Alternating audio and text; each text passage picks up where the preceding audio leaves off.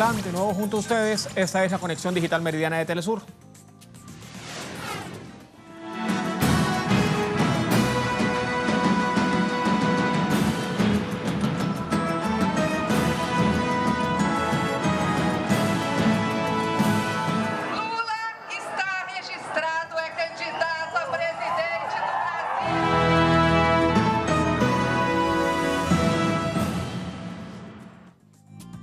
Y así empezamos esta conexión digital de Telesur hablando de Brasil, porque en la jornada de ayer cerca de 50.000 personas acompañaron el acto de registro de la candidatura de Luis Inácio Lula da Silva.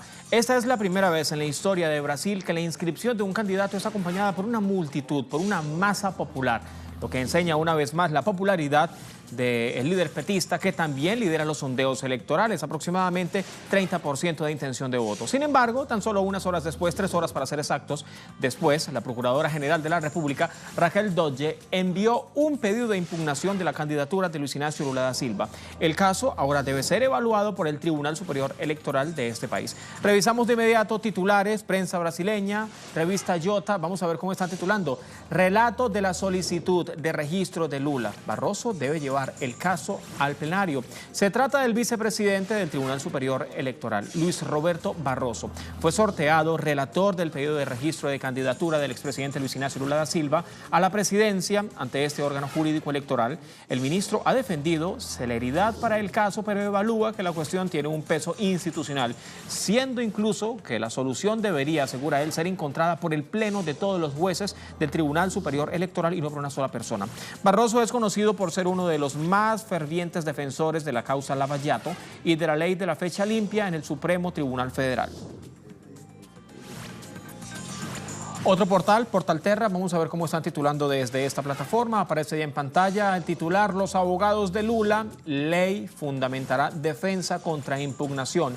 La defensa del expresidente de Brasil, Luis Inácio Lula da Silva, dijo en una nota divulgada durante la noche del miércoles, hace solamente algunas horas, que enfrentará con fundamento en la ley los pedidos de impugnación del registro de candidatura del petista a la presidencia que fueron presentados ya ante la justicia electoral. Los abogados usarán como justificativo la ley electoral que dice que cualquier persona debe ser permitida concurrir en un proceso electoral mientras se puedan presentar recursos en su proceso judicial. El Partido de los Trabajadores también reivindica los derechos de Lula a participar de la campaña electoral mientras no haya fallo definitivo en su acción jurídica. Nos vamos a una de las fuentes, portal brasileño, Brasil de Fato. Vamos a ver cómo están titulando. Dodge y Jungmann cometieron abuso de autoridad contra Lula, y esto lo está denunciando el propio Partido de los Trabajadores. Los parlamentarios de este partido, los parlamentarios del partido de gobierno, del Partido de los Trabajadores, corrijo, del partido del expresidente Luis Inácio Lula da Silva, el Partido de los Trabajadores, protocolaron hace un día 11 solicitudes que pedían un testimonio de 5 actores del sistema de justicia que no cumplieron con el habeas corpus del presidente de hace ya algunos años de Brasil. Estamos hablando del ahora expresidente Luis Inácio Lula da Silva, emitido por el juez Rogério Fabretto el anterior 8 de julio. La solicitud de los testimonios se basa en una entrevista dada recientemente por Rogério Galoro al diario El Estado de Sao Paulo, en el que el director de la Policía Federal informaba que no cumplió con la orden de Fabretto por cuenta de las llamadas del presidente del Tribunal Regional Federal número 4 y de Dodge.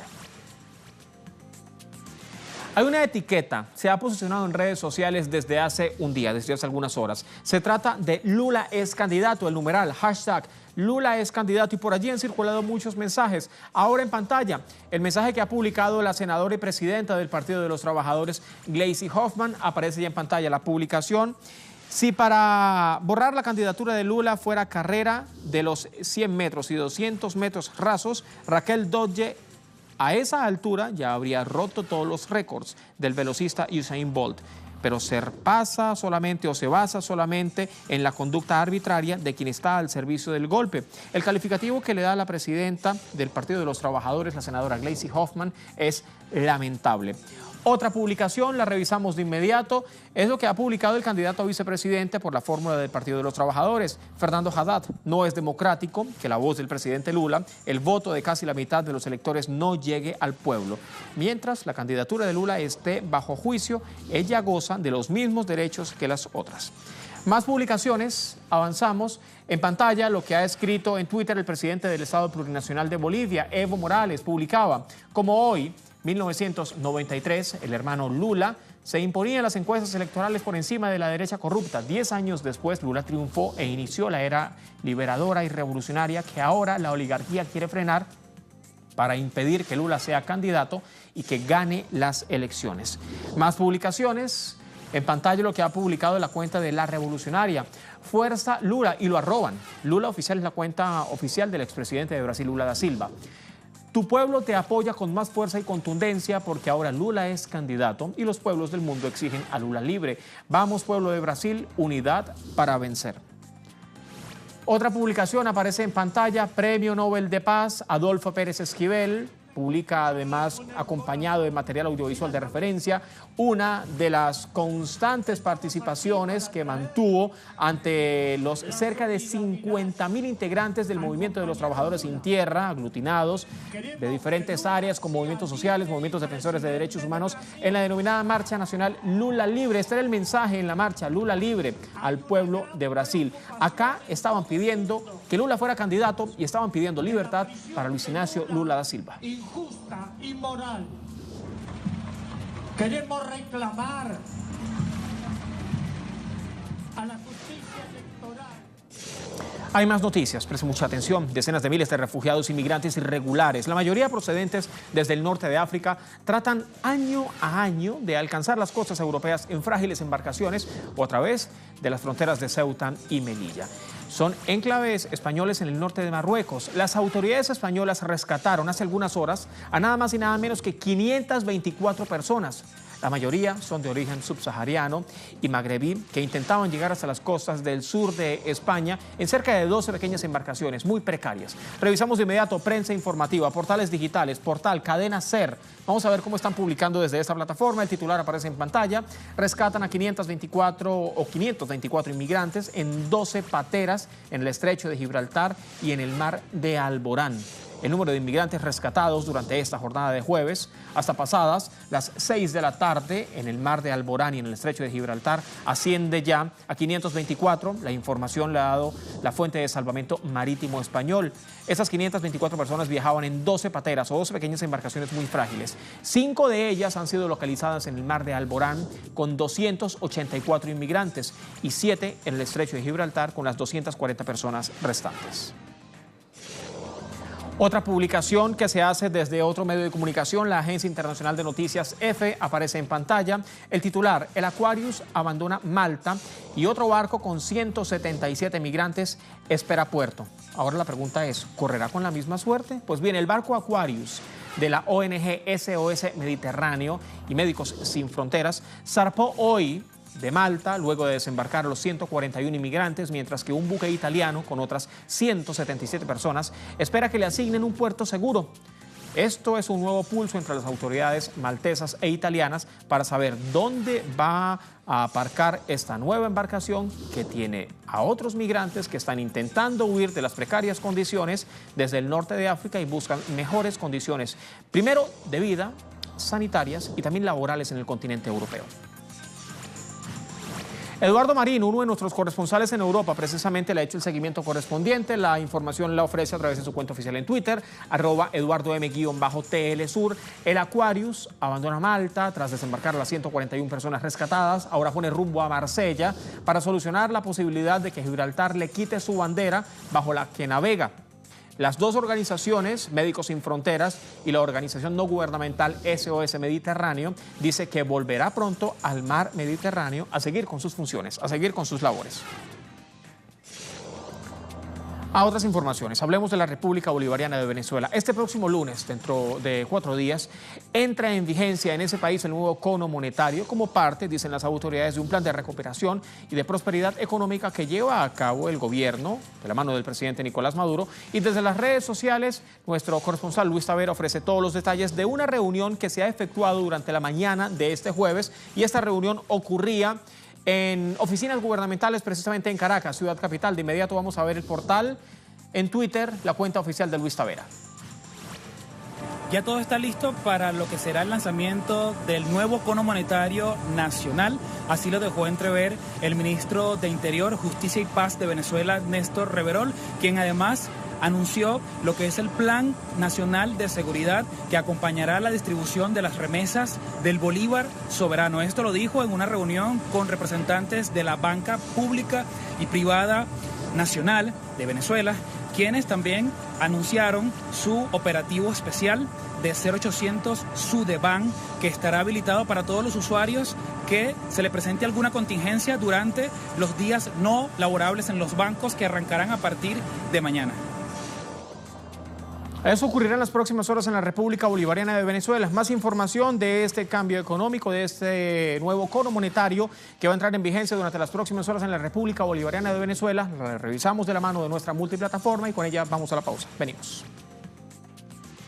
A partir del 20 de agosto entra en vigencia la reconversión monetaria como parte del Programa de Recuperación y Prosperidad Económica. La aplicación de esta medida contempla la cocirculación entre las piezas de 1.000, 2.000, 5.000, 10.000, 20.000 y 100.000 bolívares con el nuevo cono monetario. Así podrás realizar pagos exactos a la hora de hacer tus compras. Mira, qué sencillo. Si un producto cuesta 20.000 bolívares, con la reconversión monetaria costará 20 céntimos. Significa que podrás pagar con un billete de 20.000 bolívares. Esto como parte de la medida de cocirculación entre el bolívar soberano y el cono monetario vigente. Nuestra patria es independiente y nuestro bolívar soberano. Así es como avanza la tarde en nuestro continente y en el Caribe. Mire, una gigantesca investigación judicial en Estados Unidos halló evidencias creíbles contra más de 300 curas. Escucha la cifra, nada más y nada menos, más de 300 curas en Estados Unidos que abusaron de niños. Identificaron a más de 1.000 víctimas que eran menores de edad durante las décadas de abuso sexual que fueron encubiertas por la Iglesia Católica. Esto ocurría en Pensilvania, en los Estados Unidos. Los investigadores, que escucharon a decenas y decenas de testigos, revisaron más de 500.000 de documentos de casi todas las diócesis de Pensilvania y ahora creen que el número real de niños abusados está en los miles. Y todo esto teniendo en cuenta si se incluyen los casos de todos aquellos niños que ya son ahora personas adultas, pero que tuvieron en ese entonces miedo de denunciar, o que hicieron las denuncias, pero no le hicieron el seguimiento correspondiente y los archivos solamente se perdieron. Esto es lo que ha ocurrido recientemente en los Estados Unidos y que involucra al clero, que involucra a la Iglesia Católica. Portal de Telesur. Nos vamos al portal de la casa, www.telesurtv.net.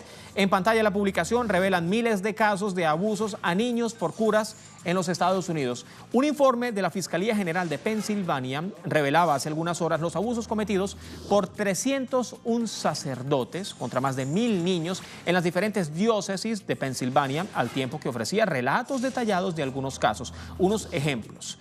El documento de más de 1.300 páginas ha sido producto de una investigación que se prolongó por 2 años y que contiene relatos detallados de los miles de niños que pudieron haber sido víctimas de los sacerdotes. Este mismo informe, divulgado hace algunas horas por el fiscal general del estado, por Josh Shapiro, señalaba que los sacerdotes implicados eran trasladados habitualmente a otras parroquias sin que los feligreses tuvieran el conocimiento de la existencia de depredadores sexuales que hacían vida incluso en su entorno y que buscaban solamente a los niños. Otro medio de comunicación que también ha hecho el seguimiento, Portal La Voz. Vamos a ver cómo titulan desde esta plataforma. Aparece el titular en pantalla.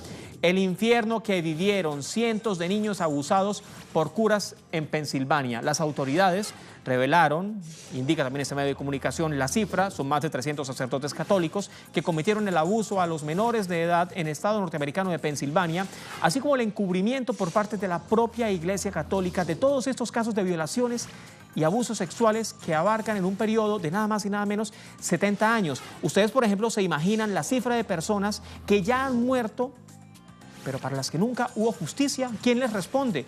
Pues sacerdotes católicos del estado de Pensilvania emplearon rituales religiosos, símbolos de la fe y de la amenazada eternidad en el infierno para tocar, abusar y violar a los menores de edad. Esto da cuenta de ello un reporte de un jurado investigador, una conducta que aseguran desde el principal juzgado del estado de Pensilvania que es la armamentización de la fe. Ese es el término que le han dado, la armamentización de la fe. Los sacerdotes pedófilos emplearon la propia fe de las víctimas y su confianza en ellos como líderes religiosos para abusar de ellos y, no obstante, para silenciarlos. Esto lo detallaba recientemente un informe de cerca de 1.300 páginas sobre la investigación estatal. Alina Duarte, corresponsal de Telesur en los Estados Unidos, le ha hecho el seguimiento correspondiente. Revisamos su cuenta oficial en Twitter, @AlinaTelesur. La cifra: 300 obispos en Pensilvania abusaron sexualmente de más de 1.000 menores. De acuerdo con un reporte, compartían datos o información sobre las víctimas y las intercambiaban entre sí. Los testimonios abruman. Sacerdote violó a una niña, la embarazó e hizo que abortara. Esto es solamente un ejemplo de los miles de casos de violaciones, de abusos sexuales, de crímenes que cometieron los integrantes de la Iglesia Católica en Pensilvania. Solamente en un estado de los Estados Unidos. Solamente en un estado, en Pensilvania. Publicaciones en Twitter, seguimos con ellas, pero ya son reacciones porque hay mucho rechazo a esta conducta. Daniel, por ejemplo, una pequeña muestra de los abusos y vejámenes que cometen los clérigos contra los niños. Y esto apenas es una parte de lo documentado en algunos condados de Estados Unidos. Eso pasa en casi cada diócesis existente, pero muchos políticos se hacen el de la vista gorda. Y el material con el que argumenta esta publicación es de un caso de una persona que fue violada, que fue vejada por los integrantes de la Iglesia Católica. Otra publicación, seguimos en redes sociales, Rote Galo.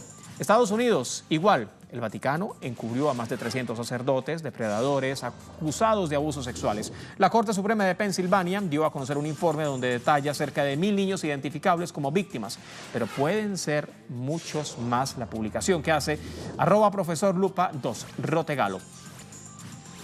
Otra publicación, ya la tenemos en pantalla, Santi Casanova, las noticias que llegan de Estados Unidos acerca de la investigación del Gran Tribunal en el estado de Pensilvania sobre los abusos a niños y niñas por parte de diferentes miembros de la Iglesia Católica son terribles. Me ha costado leer, publica Santi Casanova. Abominable es el calificativo que le da Santi Casanova a este tema.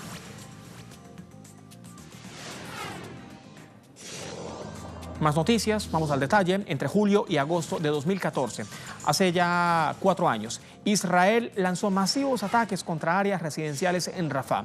La agresión de Tel Aviv contra el enclave costero palestino dejó un saldo mortal de nada más y nada menos que cerca de 2.100 personas, y la mayoría niños, menores de edad, mujeres embarazadas, ancianos, y pare usted de contar. Y este mismo miércoles, es decir, hace solamente un día, el fiscal militar israelí Sharon Afek decidió simplemente cerrar la investigación criminal abierta al ejército de la ocupación israelí. De ello dan cuenta medios de comunicación, por ejemplo, portal Palestina Today. Vamos a ver cómo están titulando desde esta plataforma.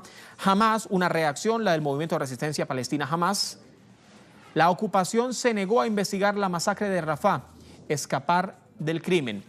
Eso es lo que ha dicho el movimiento de resistencia palestina. Señalan que el cierre de la investigación sobre la masacre de Rafah, que duró más de un mes, cometida por Israel, donde murieron miles de civiles palestinos, dejando incluso en un solo día cerca de 150 víctimas y la mayoría, como siempre, mujeres y niños, no posee ningún valor ni político ni jurídico. Además, indicaba el movimiento de resistencia palestina como ilógico que el criminal sea el mismo juez y jurado, y en base a esos hechos, jamás pedía el enjuiciamiento del régimen de Tel Aviv ante la Corte Penal Internacional para evitar la continuidad de los crímenes en territorio palestino, como sigue ocurriendo todos los viernes durante las denominadas marchas del retorno palestino, y esto ha ocurrido en la Franja de Gaza desde marzo anterior. Otro medio de comunicación, vamos al detalle, portal Ishpan TV, aliado de la casa, titula: Israel busca encubrir crímenes de sus militares en Gaza en 2014. Esto es una cita. La organización pro derechos humanos israelí B'Tselem, en un comunicado, ha emitido hace algunas horas una acusación al régimen de su propio país, al régimen de Israel, de tratar de encubrir los actos delictivos cometidos hace 4 años por sus efectivos militares en contra de los palestinos en la localidad de Rafah, una localidad que está situada en la Franja de Gaza. Abrimos comillas, el régimen de Tel Aviv demuestra una vez más que no le importa cuán alto sea el número de los palestinos asesinados ni cuán arbitrarias sean las circunstancias en que matan a sus familiares y a las fuerzas militares que están involucradas. Su mecanismo de encubrimiento siempre encontrará la forma de enterrar los hechos. Esto lo estaba señalando la organización no gubernamental B'Tselem. Publicaciones en redes sociales hay muchas. Revisamos de inmediato qué es lo que están trinando algunos usuarios que están condenando estas arremetidas, están condenando lo que ellos mismos dicen es una barbarie. La cuenta de @Bethelge100 publica: el régimen israelí se investiga por crímenes durante la masacre de 2014 en Rafah, en Gaza, en el que murieron más de 100 civiles en pocas horas. Eso ocurrió solamente un día, un viernes. Le dan la denominación, le dan el calificativo del Viernes Negro. Esto incluso lo critican, este nombre, Viernes Negro, lo critican muchas organizaciones no gubernamentales porque se refieren solamente a un día. Pero resulta que esta masacre ocurrió por más de un mes, en el que murieron más de 100 personas en pocas horas. Retomo la publicación que hace Bethelges y decide que no necesitará presentar cargos criminales contra sí mismo. Farsa. Y pide un llamado a la Corte Penal Internacional. Más publicaciones. Ramsus, aparece en pantalla la publicación. Rasmus, hago la corrección, Rasmus. Israel cree que no hizo nada malo en Gaza en 2014, preguntándose cuál será la conclusión sobre los fusilamientos de manifestantes en Gaza este año. Israel no posee credibilidad al investigarse a sí mismo, o no posee credibilidad al investigarse a sí mismo. Este juicio debe ser independiente e intensivo. Las etiquetas: Palestina y Gaza bajo ataque. A otros temas. Por falta de quórum, se cayó la sesión por los allanamientos a la expresidenta y actual senadora de Argentina, Cristina Fernández de Kirchner. El tema ahora será tratado el próximo miércoles. Debían debatir el pedido del juez Claudio Bonadío para ingresar a los domicilios de la expresidenta en Recoleta, Río Gallegos y en Calafate. Revisamos de inmediato publicación que hace en Twitter una de nuestras corresponsales, Carolina Silvestre. En el texto, el Senado postergó para la semana próxima el pedido de allanamientos del juez Bonadío a los domicilios de Cristina Fernández por falta de quórum. La solicitud del magistrado se enmarca en la brutal campaña de persecución de la que es objeto la expresidenta a fin de proscribirla. Más noticias. Sebastián Piñera, el presidente de Chile, cumplió su promesa y está expulsando a los extranjeros que están en ese país de forma irregular o los que representan problemas con la justicia. Revisamos de inmediato publicación que hace nuestra corresponsal y aparece ya en pantalla. No es nuestra corresponsal, es publicación que reseña la prensa chilena. Sin embargo, nuestra corresponsal en la zona, Paola Dragnik, le ha hecho el seguimiento correspondiente. Su cuenta en Twitter es Paola Dragnik Telesur, @Paola Dragnik Telesur. El titular del portal La República de Perú: Chile expulsa a 51 colombianos y los traslada en el avión presidencial. En el texto hace parte de un plan de política migratoria controlada. El Ministerio de Interior de Chile informó durante esta misma jornada por la mañana que realizaron una acción de fiscalización y deportación de estos ciudadanos colombianos, 51 para ser exactos. Se comprometieron a una serie de revisión de infracciones en Chile y allí destacan incluso antecedentes penales y, como se recordarán, el gobierno de Sebastián Piñera indicaba recientemente que se estima que en un aproximado de 2.000 personas de procedencia extranjera serían expulsados de Chile en los próximos meses, ya sea por no haber regularizado su situación migratoria o por contar con antecedentes penales. Y ahora dicen desde Chile, el gobierno está cumpliendo, pero está expulsando a estas personas que están en estas condiciones. A otras noticias, representantes de pueblos indígenas y garifunias se han movilizado en Tegucigalpa para protestar contra la ley de consulta que se pretende introducir en el Congreso Nacional y que podría incluso dar paso a las concesiones territoriales en las zonas que ellos habitan. Gilda Silvestrucci tiene el reporte. Diferentes poblaciones indígenas están representadas en la capital de Honduras para manifestarse en contra de la ley de consulta que se pretende presentar en el Congreso Nacional de la República. Estas poblaciones aseguran que con esta ley de consulta se modificará parte del convenio 169 de la Organización Internacional del Trabajo, que pone en peligro la protección de sus territorios. Ya muchas de estas comunidades indígenas se encuentran en conflicto en las diferentes regiones, puesto que el gobierno ha incumplido con el proceso de la consulta previa e informada que debería realizarse. Sin embargo, hasta el momento esto no ha sido posible. Los miembros de estos pueblos indígenas se presentarán en las próximas horas en la sede del Poder Legislativo del país para pedirle a los diputados que no aprueben esta normativa. Gilda Silvestrucci, corresponsal de Telesur en Honduras. Con ella despedimos esta emisión de Conexión Digital Meridiana de Telesur, pero hay información de referencia. Y queremos dejarla para la reflexión y también para rendir homenajes. La cantante estadounidense conocida como la Reina del Sol, Aretha Franklin, ha fallecido durante esta jornada en Detroit, en los Estados Unidos. Tenía 76 años y falleció luego de una larga lucha contra el cáncer de páncreas. Con imágenes referenciales nos vamos. Despedimos así esta conexión digital meridiana.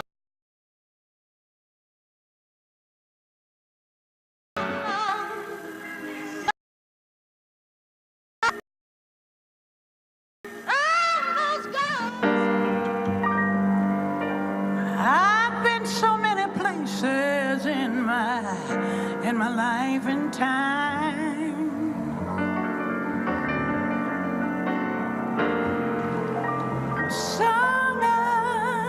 sang a lot of songs and I made some bad rhymes.